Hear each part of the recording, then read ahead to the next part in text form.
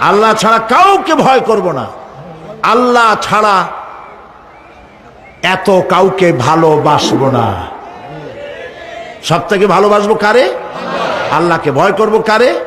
আল্লাহ পাককে। আল ঈমানু বাইনাল খাউফি ওয়ার রাজা। ঈমান হচ্ছে দুটি জিনিসের মধ্যে, ঈমান এবং আশা। ঈমান এবং আশা, ভয় এবং আশা। ভয় এবং আশা এই দুইটার মধ্যে হলো ঈমান।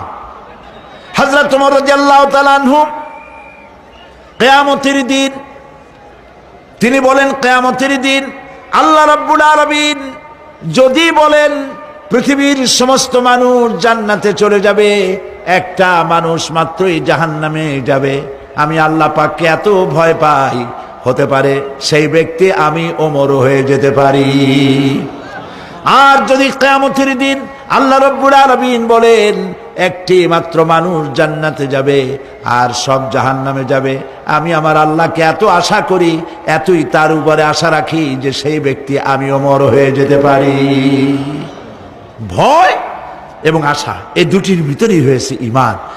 এই ধরনের পৃথিবীতে আল্লাহকে ভয় করে যারা চলবে, যা পাইল ওর উপরে নিজেকে সীমাবদ্ধ রাখলো, বাড়াইল না।